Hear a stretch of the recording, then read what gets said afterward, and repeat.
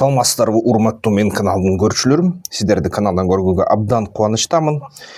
Аябай чоң жаңылыктар болуп атат, кызыктуу экономикалык тарапта. Мисалы үчүн эгерде сиздер уулуңуздар же өзүңүздөр жакшы бир карьера түзүп көп акча табам десеңер, кайсы тармак азыр эң көп инвестиция дүйнө жүзүндө алып атат? Кытайда номер 1 500 миллион долларга чейин, 500 миллиард долларга чейин, миллиардтаган акчасы менен ушул акчалар баягы жасалма интеллект жана робототехникага кетип атат. Кечөө да Трамп дагы атаандашып бир нече кишилер чакырды. Oracle компаниянын башкы мүдүрүн Ларри Эллисонду чакырды. Ошол OpenAI системасын ChatGPT'ни ойлоп тапкан жана жөнгө салган, базардык мындай коммерциялык жөнгө салган Сэм Альтманды чакырды жана Джон Симсти чакырды. Джон Симс ол баягы SoftBank'тан. Ошол кишилерди чакырып алып туруп, Трамп алар менен сүйлөштү.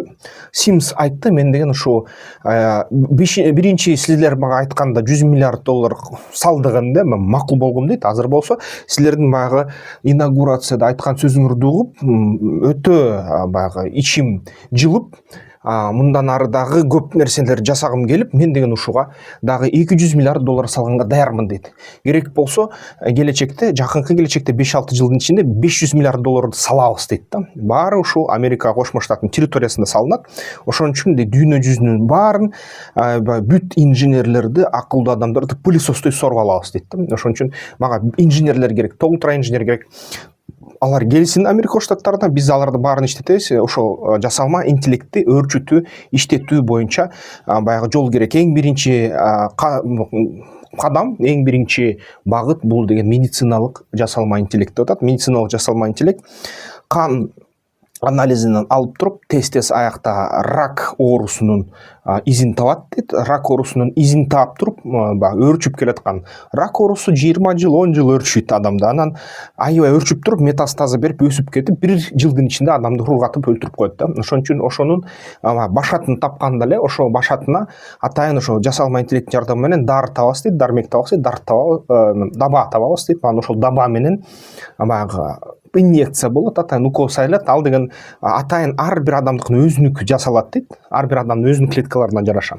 Аны ушинтип дарылайбыз дейт. Рак оорусун жок кылабыз дейт. Бул номер биринчи биздин максатыбыз дейт Симс.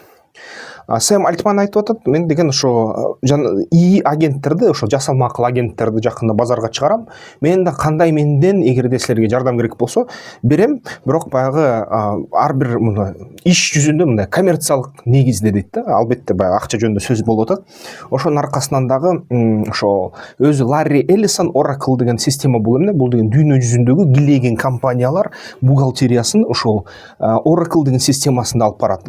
Америка Штаттарынын өкмөтү керек болсо ошол USAID керек болсо, эл аралык баягы дүйнөлүк өнүктүрүүчү банк, ошол Азияда, Япония жана башка чоң компаниялар, алар деген ERP деген системаларды колдонушат. ERP деген бул деген ишканалардын ичиндеги процесстерди башкаруу системасы деп айтылат да. Enterprise Resource Development, Enterprise Resource Management деген системалар да.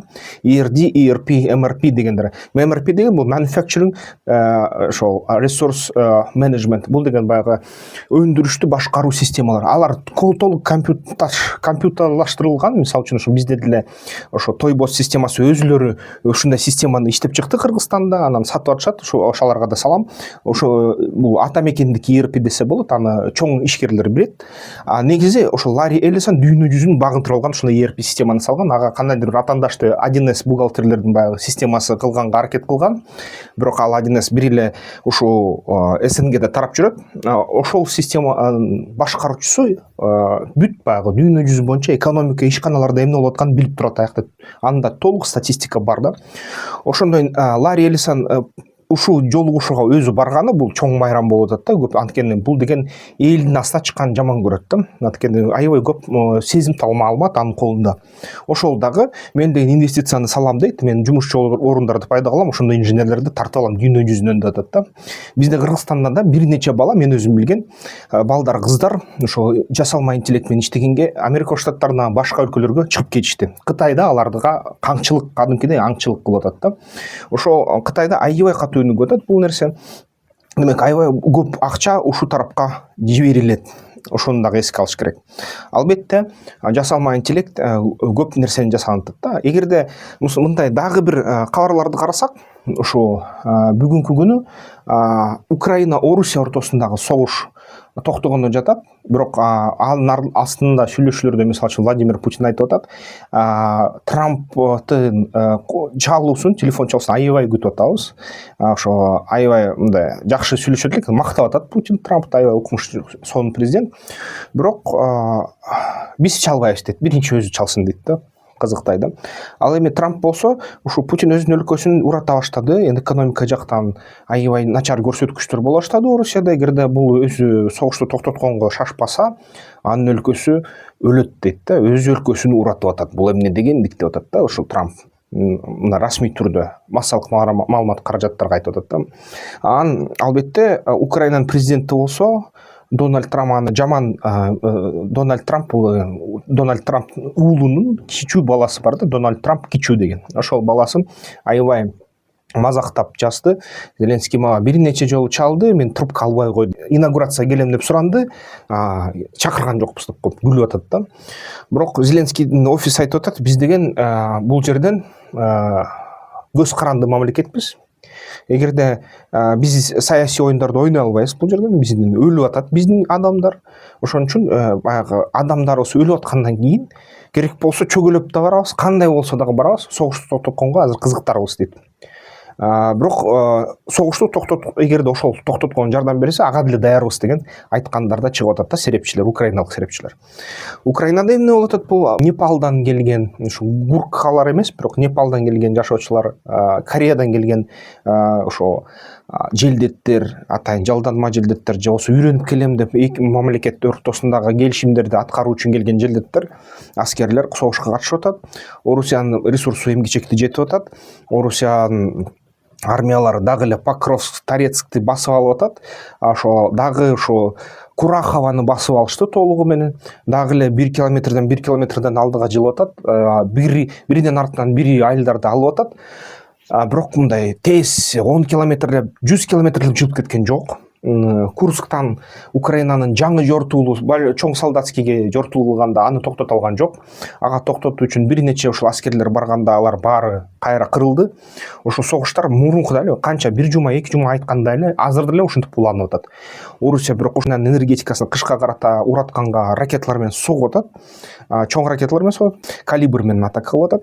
Ал эми Украина болсо күндөн күнгө Орусияга майда дрондор менен соккуну күчөтүп атат да. Украина 280 дрон катышты, 100 дрон катышты, 20 дрон, 50 дрон ушинтип эле 120 дрон ушинтип күндөн күнгө күчөп атат соккулар. Сүү тартибинде болуп атат да. Анын ушуга дагы аябай таң калып атышат Орусиянын серепчилери. Айтып атат, булар деген жакшы өздөштүрүп алыптыр деп.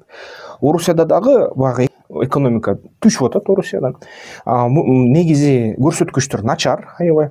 Ошого жараша экономисттердин дагы пикири пайда болуп атат. Орусия кичине экономика тараптан сынып калды дейт. Ага эмне себепкер болду? Америка Штаттары бир чечим менен ошо Орусиянын нефтин ташуучу баягы көлөкөдөгү флот деп айтылат да, көлөкөдөгү кемелер деп аталат. Ошол көлөкөдөгү кемелерди аларды таап, алардын аттарын, алардын баягы кандай документтер менен жүргөндүгүн, маршруттарын тап, аларга каршы санкциялар күчкө кирди.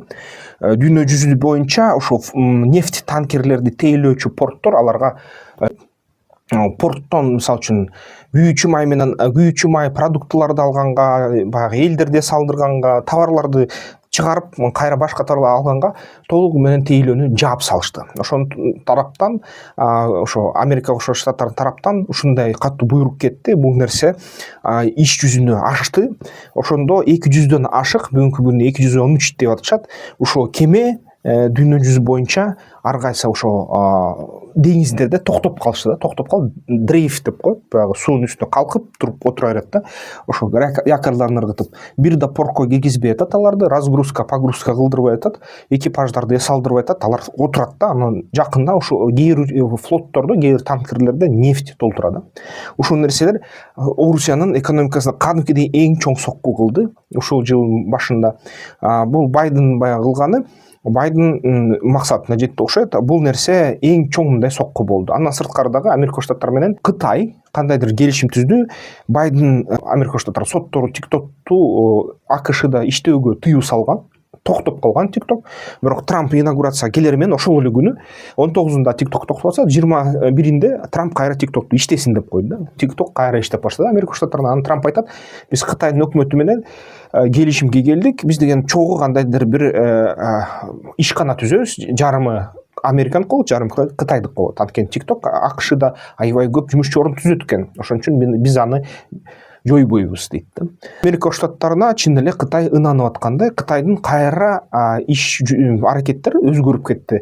Кайра Кытай бүгүнкү күнү кол жайып Америка Штаттары менен учурашып калды да. Ушундай нерсе болуп кетти. Кытай Си Цзиньпинди Трамп инаугурацияга чакырган, анын ордуна анын өкүлү келген, өзү келбей, бирок кантсе дагы бүгүнкү күнү ушул Кытай менен бир башка карым катнаштар Америка Штаттардыкы уюшула баштады да. Бул деген эмнени билдирет? Бул деген Кытай менен Америка Штаттары Орусияга каршы кандайдыр ишти даярдап жатышат да. Анан албетте бүгүнкү күнү Израилде дагы көп теракттар болуп кетти. Самария, Иудея деген асын солдаттарын, аскерлерин түрмөдөн чыгарганда көбү ошо Иудея, Самарияга барган. Анан ошонун аркасы менен тез эмоционалдык, бир-бирдик мындай көз карансыз теракттар жайнап кетти да, ошо Иудея менен Самарияда.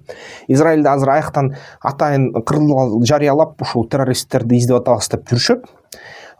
Израилдин бирок баягы аскер күчү АКШ менен кошо бирге айтып атышат: "Биз деген толук Иранга каршы аскердик операцияны даярдыкка коюп койдук" дейт. Трамптын бир эле баягы Трамп менен Израилдин Кнессеттин бир эле мындай буйругу менен Иранга соккуларды кетиребиз дейт. Иран болсо үн чукпай жатат. Кээ бир баягы чалгындардын сөзү боюнча Иран акырындап өзү дагы жооп бергенге даярданып жатат. Экономикалык жактан аябай кыйын болуп атат Иранга, бирок кандайдыр иш аракеттер болуп жатат. Ушундай абал азыр ушундай. Эң негизгиси Трамп чын эле бүгүнкү күнү жаңылыктарды жасап калды өзү. Демек андан көп нерсе мындай чечкенде болуп калды, бирок ага журналисттер айтты да: "Силер бир күндүн ичинде согушту токтотом деп атпадыңар беле" десе, "Кой тургула, инаугурациядан жарым күн эле өттү" деп айтты. Бирок андан кийин дагы убакыт өттү.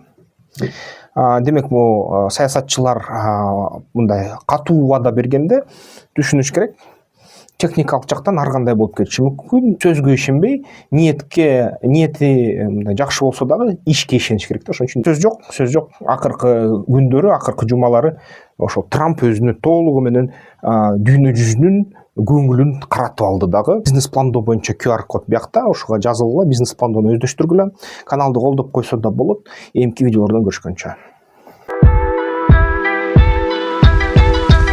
Тактикалык федерациясына мүчөлүккө киргиле, страйкбол ойногула, ден соолукка жакшы.